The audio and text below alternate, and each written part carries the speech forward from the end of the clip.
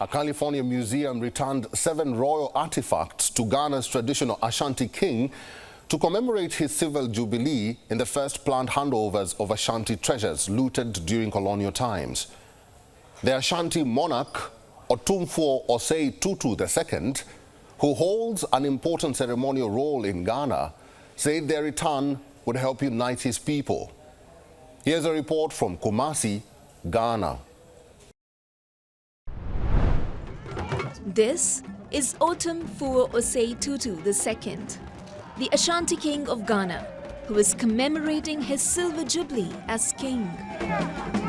Before the fete, a California museum decided to return 7 royal artifacts, and so the king organized a ceremony to receive the looted items.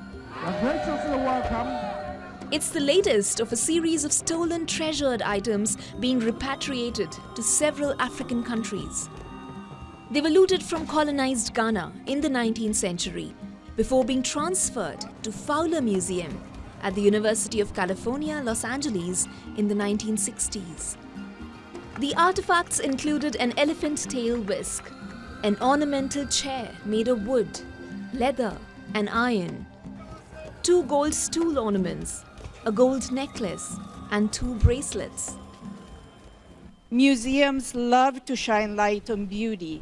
At the Fowler Museum, we will no longer have these wonderful pieces on display. We are honored by your offer to have replicas made for us so that we will, however, have the opportunity to tell our visitors a better story. Today we celebrate the collaboration between the V&A Museum, the British Museum, the University of California in Los Angeles and Mencha Palace, which results in the return of these very precious artifacts to their home, to the Ashanti Kingdom.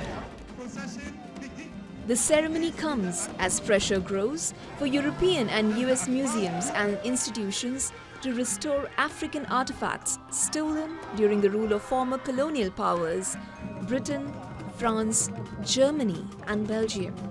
We're waiting for the ones from the British Museum, which would arrive in the 4th or 5th month. When they arrive, we'll also put them on display for you to see, so that everyone knows that the whites stole from us. After decades of resistance from European and Western governments and museums, the efforts of African countries to repatriate stolen artifacts are paying off with the increasing return of treasured pieces. Activists, though, say thousands more are still out of reach. The royal items were first received by the kingdom on Monday, which marked the 150th anniversary of when British colonial forces sacked the Ashanti city in 1874. That was when 4 of the items were looted, while the other 3 were part of an indemnity payment made by the Ashanti kingdom to the British. All 7 items are being returned unconditionally and permanently, though the kingdom allowed their replicas to be made. For those who get confused, what we have today were part of the original looting of 1874. However, whilst we have these retained permanently, the British ones, which will get to Kumasi in April, 3 months from now, will be with us for at least 6 years. Unlike other institutions negotiating with Ghana, the Fowler Museum imposed no conditions, leaving it to the discretion of the Ghanaian stewards to decide their use for museum displays, palace treasuries or public celebrations. Bureau Report, WION World is One.